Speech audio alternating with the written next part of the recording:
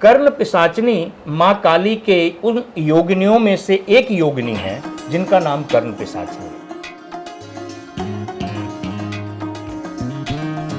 नमस्ते, भारत एक खोज के आज के इस एपिसोड में आप सभी का स्वागत है। आज हमारे साथ चर्चा करने के लिए फिर से एक बार मौजूद हैं आचार्य संदीप शास्त्री जी। शास्त्री जी, बहुत बहुत आपका स्वागत है। आपका भी बहुत बहुत धन्यवाद है गोस्वामी जी, और ये अवसर आपने दिया है कि हम आपके समक्ष बोल रहे हैं। बड़ी बड़ी कृपा और धन्यवाद। संदीप जी, अगर बात करते हैं आज वर्तमान के युग को लेकर, क्योंकि आज चकाचौंध की ज़िंदगी है, लोग चमत्कार में विश्वास करते हैं। जिस तरीके से धीरेन्द्र शास्त्री जी बागेश्वर धाम या और बहुत सारे ऐसे संत हैं जिनके पास कुछ सिद्धियां हैं जो बता देते हैं व्यक्ति के बारे में, आप कितना इस पर यकीन करते हैं कि वाकई कोई सिद्धि है या कोई ट्रिक है? ये जो विषय है, ये सारी चीज़ें इसी संसार में उपस्थित हैं। सिद्धियां भी हैं, पूजा पाठ भी है, तंत्र मंत्र भी है, ये सारी चीज़ें यहीं उपस्थित हैं। किस व्यक्ति की कितनी क्षमता है, उसका आध्यात्मिक प्रभाव कितना पका हुआ है, वह कितना ध्यानरत है, कितना आध्यात्म में घुसा हुआ है, कितनी उसकी उपयोगिता कर रहा है, कितने पैमाने तक उसकी सिद्धि साधना जा रही है, इस विषय पर ये पूर्ण रूप से निर्भर करता है कि वह कितना अच्छा परफॉर्म करेंगे। किसी के बारे में कुछ बताना है, किसी के बारे में वो अज्ञात दर्शन के बारे में बता देते हैं, कौन कहाँ से आ रहा है, जैसे कि हमारे श्री बागेश्वर धाम वाले जी महाराज बोलते हैं। ये ट्रिक नहीं है, यह ध्यान की शक्ति है और आध्यात्म की शक्ति है, ये सिद्धियां हैं। नहीं तो किस प्रकार की सिद्धि है ये? क्योंकि बहुत सारे लोग ऐसे भी हैं, अगर मैं बात करूं नाम लेकर, तो एक शिवानी है जो सेम चीज़ें बता देती हैं, तो उनके पास तो ट्रिक है, वो कहते हैं कोई सिद्धि नहीं है, उन्होंने स्टडी करी है, पढ़ाई करी है इस चीज़ की। देखिए, विज्ञान और धर्म और आध्यात्म ये दोनों अन्नानुश्रय संबंध हैं। इनके वेद और विज्ञान का आपस में बहुत अच्छा संबंध है। इसी प्रकार से विज्ञान में जब साधना जुड़ जाता है तो वह जो है सो चमत्कार का स्वरूप ले लेता है। जिस प्रकार से सूर्य जब तक छिपे रहते हैं तब तक सूर्य कभी छिपते नहीं है, सूर्य ढके रहते हैं बादलों के ओट में। फिर भी जब वो उग जाते हैं तब जाकर पता चलता है कि सूर्योदय हो गया और सूर्य को नमस्कार है, यानी चमत्कार को नमस्कार है। तंत्र जो विषय है या मंत्र जो विषय है, इसमें 3 विभाग है। वो ज्योतिष से भी संबंधित है, विज्ञान से भी संबंधित है और आध्यात्म से भी संबंधित है। तंत्र मंत्र यंत्र। तो इसमें हम सबसे पहले तंत्र के ही विषय को लेकर आते हैं, क्योंकि ये विषय थोड़ा विवादित है। इस पर लोगों का जो सोच है, नजरिया है, तुरंत ही लोग इसी विषय पर आ जाते, अरे इस पर तो तांत्रिक प्रयोग किया हुआ है। तांत्रिक प्रयोग होने का संबंध ज्योतिष विज्ञान से है। जिस व्यक्ति का राहु केतु दूषित होगा, शत्रु घर को दृष्टिगत कर रहा होगा, किसी शत्रु के साथ बैठा होगा, सपोज यदि राहु केतु मंगल और शनि की युति है किसी भी घर में, तो उस घर के जितने भी प्रभाव और फल हैं वह तंत्र के क्रिया को दर्शाता है, भूत प्रेत बाधा को दर्शाता है। यहाँ पर ग्रह का संबंध तंत्र से है। बहुत से लोग ऐसे आते हैं कि तंत्र से क्या, तंत्र से सब कुछ संभव है। नहीं, क्योंकि अगर राहु की आप बात करते हैं तो राहु कहीं ना कहीं डिस्ट्रैक्शन का कारण बनते हैं, मन को भ्रमित करने का और इधर उधर भटकाने का काम करते हैं। तो आपने बोला कि अगर किसी के ऊपर कोई क्रिया है तो कहीं ना कहीं तंत्र का प्रभाव माना जाएगा। राहु की दशा या महादशा या अंतरदशा और प्रत्यंतर दशा चल रही है, आप कुछ ऐसा बताना चाहते हैं? जी, ये वास्तविकता भी है क्या? यही वास्तविकता है। आप जो है एकदम सही आप जान रहे हैं। राहु और केतु दोनों एक ही ग्रह के 2 भाग हैं, लेकिन है पापी ग्रह, दूषित ग्रह हैं, और इनका सबसे जो बुरा असर पड़ता है वो मन पर पड़ता है। जब हमारा मन भ्रमित हो जाता है तो हम निश्चित रूप से तंत्र के प्रभाव में आ जाते हैं। तंत्र किस प्रकार का? नजर दोष। कई बार आप बहुत अच्छे कपड़े में हैं, बहुत सुंदर लग रहे हैं, आपके पास बहुत धन है, आपके पास बहुत सारे अफार्ट्स हैं, किसी ऐसे व्यक्ति की नजर, तंत्र का प्रयोग ही किया गया यह निश्चित नहीं है। कई बार नजर दोष से भी तंत्र का प्रयोग हो जाता है।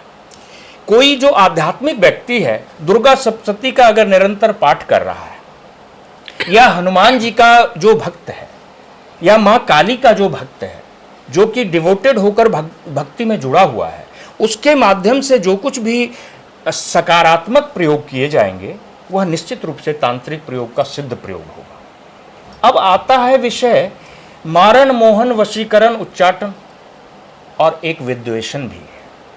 इस प्रकार के 5 तंत्र के प्रभाग हैं, जिसमें सबसे जो विवादित प्रभाग है वह मारण है।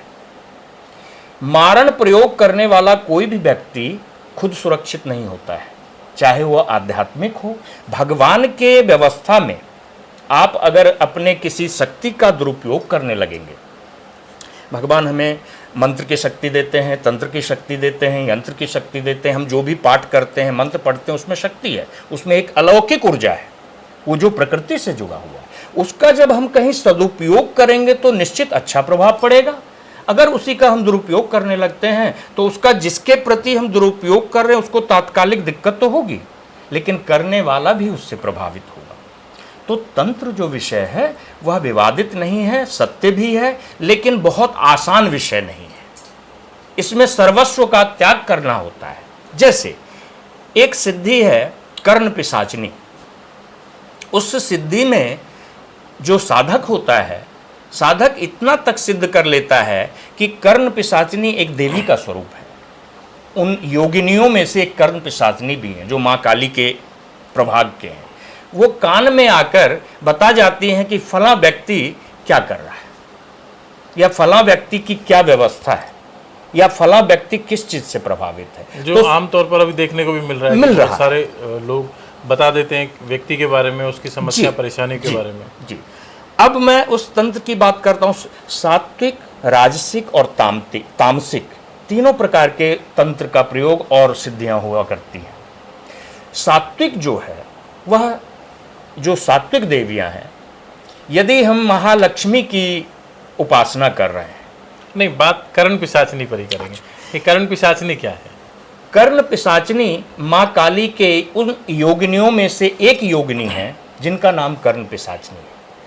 कर्ण पिशाचनी की जो साधना है, मैं कुछ चीज़ें यहाँ पर आपको नहीं स्पष्ट रूप से कैमरे में बता पाऊँगा, कुछ गुप्त चीज़ें भी हैं जिनका निषेध है शास्त्र में व्यक्त करना। कुछ मंत्र ऐसे हैं जिनको सिद्ध कर लेने के बाद वो जो देवी योगिनी हैं वो आके साधक के कान में बता जाती हैं कि फला व्यक्ति क्या करने जा रहा है और उसका क्या स्वरूप है, वो कहाँ बैठकर क्या सोच रहा है, वो यहाँ जो आया है वो क्या सोचकर आया है, वो क्या प्रश्न पूछेगा और आपको क्या प्रश्न बताना है। तो ये सिद्धि से सिद्धि बताया जा सकता है, कोई बहुत मुश्किल नहीं है। नहीं। मैं अगर बात करता हूँ आचार्य जी, आपने कभी कोई ऐसा चीज़ें महसूस की हैं जीवन में? कभी आपने देखा है कि कोई भूत है या कोई ऐसी प्रेत आत्मा या कुछ ऐसा किस्सा आपके जीवन में रहा हो? हाँ, बहुत ही शाश्वत और सत्य कथा है मेरे जीवन का। एक ज्योतिष से संबंधित हूँ तो एक बिटिया आई, उनकी माता आई। पहले वो कहीं गई तो नहीं समाधान हुआ, फिर हमारे पास आई तो मंगल का दोष था। उनको मना किया गया कि विवाह मत करिए यहाँ, लेकिन उन्होंने उस जगह पर विवाह कर लिया, हो गया। ये विषय जो है सो पुराना हो गया। 3 वर्ष बाद वो उसी बच्चे को लेकर पुनः मेरे पास आए कि गुरुजी आपकी जो बात हमने काटी थी तो उसका परिणाम ये मिला है कि हमारे बेटी का जन्म जो है ये अब नरक हो चुका है। मुझे बड़ा आश्चर्य हुआ। मैंने कहा कि ऐसा क्या हुआ? और वो जो कन्या आई, वो कन्या मुझे ऐसे देख रही थी कि संसार में सबसे बड़ा शत्रु उसका मैं ही हूँ। मैंने जैसे ही उनकी तरफ देखा और मेरी और उन कन्या की जब नज़र मिली तो मुझे यह दिख गया, चूँकि मैं उस विषय को जानता हूँ, समझता हूँ, मैं समझ गया कि इसके ऊपर एक भयंकर प्रेत की बाधा है। तत्कालीन रूप से मैंने जब यह पा लिया और समझ भी गया और पूर्ण रूप से इस बात को प्रमाणित कर लिया कि हाँ यह प्रेत बाधा ही है, तो मैंने उनकी माता को बोला कि आप एक नारियल लेकर आइए, मैं कुछ फर्स्ट रेमेडीज़ करके देता हूँ। जैसे ही मैंने नारियल का नाम लिया, वो अपनी माँ का हाथ पकड़ के और बोली कि चलो यहाँ से। मैं ये भी समझ गया कि अगर यहाँ पर मैं कुछ फोर्स करता हूँ। मैंने उनकी माता को कहा आप ऐसा करिए, इनको लेकर मेरे कार्यालय जो कि ग्रीनफील्ड फरीदाबाद में हुआ करता था उस समय, मेरे कार्यालय पर लेकर आइए और मैं इनको देखता हूँ कि क्या कर सकता हूँ। मैं कंफ्यूज नहीं था, मैं पूर्ण रूप से समझ चुका था कि प्रेत बाधा है। वहाँ जब पहुँचा तो वहाँ मैंने अपना भगवान का, गुरुदेव का स्थान बना रखा था। मेरे 2-4 अनुयायी भी बैठे हुए थे और मंगलवार का दिन था और वह कन्या जो है सो हमारे कार्यालय में आई। एक तो आ नहीं रही थी, दूसरी मंजिल पर वो कार्यालय था मेरा, उनको लाने के लिए 4 लोगों को मशक्कत करना पड़ा। जब वो किसी तरह के आ गई और बैठी तो उन्हें आते ही बोली कि तुम मेरा कुछ नहीं बिगाड़ सकते। और आवाज़ थी मर्द की और थी वो लेडीज, और आवाज़ में जो पुट था वो उन विधर्मियों का था जिनके बारे में हम अमूमन समझते हैं कि वो लोग इस तरह की विद्याएं और क्रियाएं अपने बस में करने के लिए किसी पर भी कर दिया।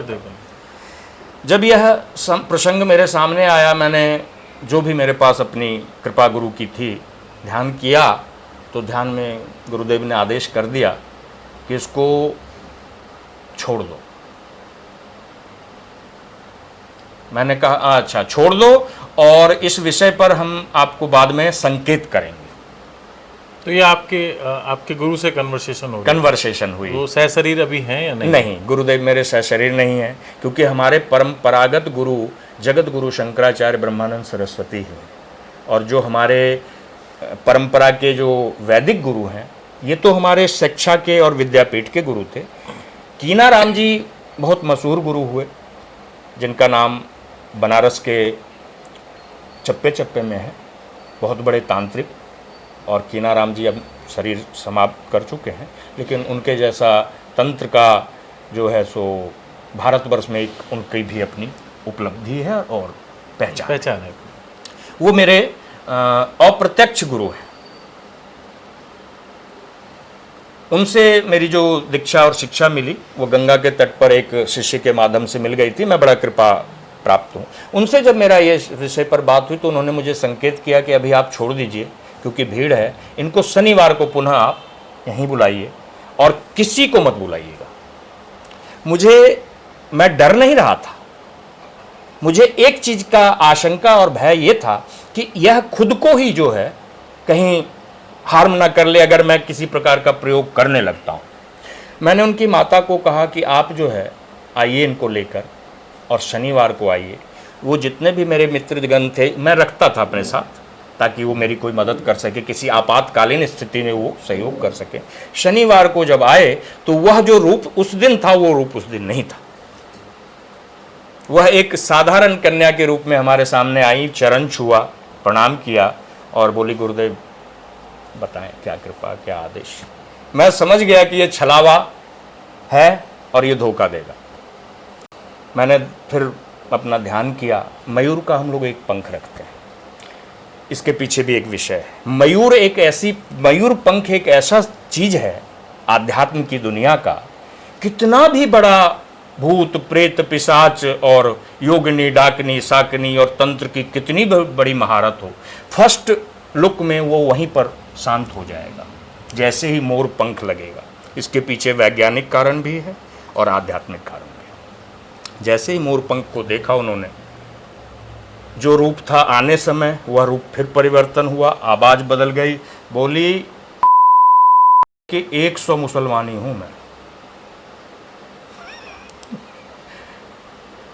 और उन्होंने मुझे एक संकेत दिया कि आप अभी, आज भी वह महिला हैं, उसी रूप में हैं, वो व्यवस्था उन्हीं के ऊपर है। उसने मुझसे एक वचन लिया कि मुझे छेड़ो मत, मैं छोड़ूंगी नहीं। तो आपने जस का टस उनको छोड़ दिया? उनकी माँ का जो निवेदन था और उनके पिता उनके भाई का, उनके परिवार वालों का निवेदन ये आया मेरे पास उसी समय कि प्रभु जान ही जब चली जाएगी इसकी तो फिर हमारे पास करने के लिए बचेगा क्या। तो इसको शांत करके यहीं पर रोक, यह इतना शाश्वत है। मैं उनसे आपकी कभी ऐसा समय अवसर आया तो प्रत्यक्ष भी हो पाएंगे हम। और उन्होंने मुझसे ये वचन ले लिया कि आप मुझे छेड़ना मत और मैं कुछ करूँगा नहीं, मैं इसके साथ ही रहूँगा, इसी महिला के साथ रहूँगा। वह गृहस्थ में है लड़की, बाल बच्चे नहीं हैं उनके, और जीवन उनका खूब अच्छा खासा खा कमा रहे हैं। पहले किराए पे रहते थे, आज अपना मकान भी है, सब कुछ ठीक है। लेकिन जो ये प्रेत वाली बात थी, वह प्रेत मैंने वो पलंग में घुस जाया करती थी मुझे देखते। यह प्रेत की सच्ची कहानी है। एक प्रेत के विषय पर जब आप आए हैं तो प्रेत इसी संसार में है। हम इस ब्रह्मांड में जितने भी लोग गए हैं जो मोक्ष को प्राप्त नहीं हुए हैं, वह सब कहीं ना कहीं अपना स्थान लेकर बैठे हुए हैं। कहेंगे कि ये तो आप एक अलग सी बात बताते हैं, ये अलग सी बात नहीं है। विक्रम गोस्वामी जी के पास इसलिए नहीं फटकेंगे कि उनका उनसे कोई कंसर्न नहीं है। जिस प्रकार एक जानवर, सर्प या जो अपने भैरव महाराज है, वो तब तक आपको कुछ नहीं कहते हैं जब तक आप उनको छेड़ोगे नहीं, कुछ इंस्ट्रक्शन नहीं देते। बंदर की एक बड़ी मशहूर चीज है कि अगर आप उनके दृष्टि पर दृष्टि डाल दोगे तभी वो आप पर देखेंगे, अन्यथा हाँ, उनका तभी घुर्राएगा। कोई मतलब नहीं। यही विषय सेम भूत प्रेत और इनकी कहानी है, जो सत्य कथा है। बालाजी महाराज की दरबार में जब हम जाते हैं और वहाँ जब आप देखते हैं कि क्या यह हो रहा है, वहाँ पर साइकोलॉजिकल, मानसिक पीड़ित और प्रेत बाधा से पीड़ित दोनों मिक्स पीड़ित लोग पहुँचते हैं। कुछ लोग वहाँ पहुँचकर प्रेत बाधा के प्रभाव में आ जाते हैं, जो मन से पहले प्रभावित होते हैं, मानसिक रोगी होते हैं, लेकिन जब वो वहाँ पहुँचते हैं तो उस वातावरण को देखकर वो प्रेत के बाधा में आ जाते हैं। बागेश्वर धाम में जो कि राम राम राम राम कहकर और बागेश्वर महाराज बोल देते हैं और वो जो डांस करने लगते हैं भूत प्रेत, वो सब कोई झूठ नहीं है, सब सत्य है। जिससे विश्वास नहीं है या जो इस बात को विवाद समझते हैं, वो इसलिए समझते हैं कि उनका उस विषय से कंसर्न नहीं पड़ा है। जा पर बीते वो ही जाने। नहीं तो क्या ये साइकोलॉजिकल बीमारी भी तो होती है कि साइकोलॉजिकल है और कुछ लोग उसको प्रेत का नाम दे देते हैं कि भूत है, प्रेत है, दोनों मेडिसिन दोनों तो ठीक हो जाते हैं। दोनों में डिफरेंस है, दोनों में फर्क है। कैसे फर्क पड़ेगा, फर्क पड़ेगा और फर्क दिखेगा भी। जो साइकोलॉजिकल रूप से प्रभावित हैं, जिसको हम मनोरोग कह देते हैं, रोगग्रस्त हैं, वो रोगी जो है सो एक्टिविटीज में बहुत फर्क होता है। वो अपने आप को नग्न नहीं करेगा, जो साइकोलॉजी वाला है। वह क्रूर हरकत नहीं करेगा, वो जानलेवा हमला नहीं करेगा। नहीं, साइकोलॉजिकल में भी ये सब चीज़ें होती हैं। अगर किसी के पास कोई साइकोलॉजिकल प्रॉब्लम किसी को है तो वो इस टाइप की चीज़ें करता है। मैं आपको यहाँ पर थोड़ा सा फर्क बता देता हूँ। जो साइकोलॉजिकल वाला है, जो बीमार है, वह व्यक्ति जब भी इस प्रकार की प्रक्रिया करेगा तो वो खुद को हार्म करने की प्रयास करता है, वो खुद को डैमेज करने का प्रयास करता है। जो भूत प्रेत बाधा वाला है वह खुद को कभी डैमेज नहीं करेगा, वह सामने वाले पर अटैक करता है। सामान्यतः अगर देखा जाए तो कैसे पता लगा सकते हैं कि इसके ऊपर कोई क्रिया हो रखी है, कोई भूत प्रेत है, कोई बाधा है, कोई समस्या है? बहुत स्पष्ट और बहुत सुंदर प्रश्न है। स्वरूप बता देता है कि यह व्यक्ति किस चीज से प्रभावित है। मुख एक हमारा विषय ही है, ज्योतिष का ही विषय है, जिसे हम फेस रीडिंग कह देते हैं। जैसे ही सामने वाला व्यक्ति आया, हाव भाव कुछ बोलने की जरूरत नहीं है, उसको देखते ही पता चल जाएगा कि वह ग्रह से प्रभावित है, मनोरोग से प्रभावित है या प्रेत बाधा से प्रभावित है या तंत्र की क्रिया की हुई है। यह संस्कार बता देता है। ये जांच परख रखने वालों के विषय पर है। एक साधारण आदमी, बस में जा रहे हैं बहुत सारे लोग, यह किसी साधारण व्यक्ति के लिए बताना बस की बात नहीं है कि इसमें किसके ऊपर प्रेत, जिसने जितनी साधना की है जी, वो उसके बाद ही बता पाएगा। हनुमान जी के मंदिर में आने वाला प्रत्येक व्यक्ति वही हनुमान जी के मंदिर तक पहुंच पाता है या हनुमान जी के चरण को छू पाता है जो इन चीजों से मुक्त है। जो मनोरोग से प्रभावित है वो आएगा नहीं, क्योंकि बालाजी मंदिर बहुत सारे लोग जाते हैं। मेहंदीपुर बालाजी की बात कर रहे थे आप। जी जी। बहुत सारे लोग दर्शन करने जाते हैं, मगर कुछ लोग हैं जिनकी समस्याएं वहाँ पर पता लग जाती हैं। कुछ लोग ऐसे भी हैं जो जाते हैं और चले जाते हैं, उनके साथ परेशानियां जैसे थी वैसी की वैसी रहती है। बिल्कुल बिल्कुल। इस पर मैं इतना ही कहना चाहूँगा कि विश्वास बहुत बड़ा फल देता है हर विषय पर। एक छोटी सी इसी पर कहानी बता देता हूँ। बालाजी जाने वाले बहुत लोग संशय में भी जाते हैं कि अरे होगा कि नहीं होगा। भगवान शाश्वत हैं और जहाँ विश्वास अटल होगा, जहाँ हमारा आस्था समर्पित होगा, वहाँ फल निश्चित मिलना है। और मैं ही उसका बहुत सारा प्रमाण लेकर बैठा हुआ हूँ, मैं खुद ही। सामान्य शब्दों में अगर मैं बात करूं, क्योंकि बहुत अधिक समय नहीं है जी। इस चर्चा को करने के लिए, क्योंकि समय 2 मिनट में एक छोटी सी कहानी मैं इस विश्वास पर बता देता हूँ। पति पत्नी फिल्म देखने चले गए और अंधेरा था सिनेमा हॉल में, सिनेमा चल रहा था। पत्नी को सर में बहुत तेज दर्द था। पत्नी कह रही थी कि घर चलिए, फिल्म बहुत अच्छी थी, बड़ी मुश्किल से आए थे दोनों साथ। पति देव बोले कि देखिए इतना पैसा भी लगा, समय भी लगा, थोड़ी देर आधा, बोले 1 सेकंड मैं नहीं रुक सकती हूँ क्योंकि मेरा सिर फट जाएगा। पति देव बोले ठीक है, मेरे पास एक सर दर्द की दवा है। कोट के बटन को तोड़कर और पानी देकर उनको खिला दिया गया। अंधेरे में पता ही नहीं चला कि वो टेबलेट खा रही थी कि कोट का बटन खा रहे थे, और यह जो है सो उनके लिए दवा का काम कर गया। पूरी फिल्म देखकर दंपत्ति घर चली गई, और जब घर पहुंच गई तो पतिदेव ने ये खुलासा कर दिया। बोले पता है तुम्हारा सिर दर्द क्यों गया? बोले क्यों? बोले मैंने कोट के बटन को आपको खिला दिया इसलिए चला गया। सर, विश्वास जो है ना वह सर्वोपरि है। भगवान के प्रति हमारा विश्वास नहीं है तो कोई रास्ता नहीं है कि हमें कोई फल प्राप्त हो। हमारा विश्वास है तो पत्थर ही तो हमें सब कुछ दे देता है। जी, बहुत अच्छा लगा आपसे ये सब चीज़ें जानकर। और जाते जाते एक छोटा सा सवाल, अगर किसी के जीवन में कुछ इस तरीके की बाधाएं हैं तो उनसे निजात पाने के लिए, छुटकारा पाने के लिए क्या ऐसा सामान्य सा उपाय है जो सबको कर लेना चाहिए? बहुत अच्छा प्रश्न, और बहुत ही प्रभावित हूँ मैं इस बात से। कभी भी विषम परिस्थितियों में और ऐसी स्थितियों में हमें भटकाव से सबसे पहले बचना चाहिए। हम करते क्या हैं, मरता क्या ना करता। हम जगह जगह ढूंढने लगते हैं कि कौन तांत्रिक, कौन जोगी, कौन नहीं। सबका बड़ा जो है पहले प्रभु है। एक अच्छे सलाहकार की आपको जरूरत है, वहां पर एक अच्छे मार्गदर्शक की जरूरत है आपको। एक अच्छा मार्गदर्शक मिल गया, कारण जिसने पकड़ लिया वो आपका निवारण कर देगा। अन्यथा आप भटकते रहिए जीवन भर, और एक दिन वो ऐसा नासूर बन जाएगा कि जीवन लीला समाप्त करा देगा। इसलिए जब कभी ऐसी परिस्थितियां हो तो बड़े धैर्यपूर्वक से देखिए, यहां पर पितरों के दोष का भी एक विषय जुड़ा हुआ है। कुछ परिवार में अकाल मृत्यु हुई है, कहीं कहीं बड़ी सारी घटनाएं, दुर्घटनाएं हुई हैं।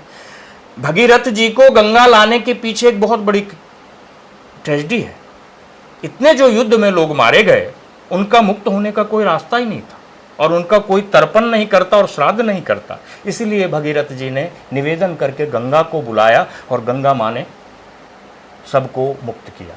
इसी प्रकार से जो भटकाव है, जो प्रेत बाधा है, अगर कोई व्यक्ति प्रभावित है तो सर्वप्रथम वो एक अच्छे सलाहकार से संपर्क करें। वो इधर उधर के भटकाव में ना जाएं, क्योंकि भेड़ चाल है। बहुत सारे लोग इसी ताक में बैठे रहते हैं कि कोई ऐसा मुद्दा आए और हम उसका फायदा, और कई प्रकार से फायदे उठते हैं। इसलिए हमारा धर्म और हमारी आस्था कहीं ना कहीं खंडित हो जाती है।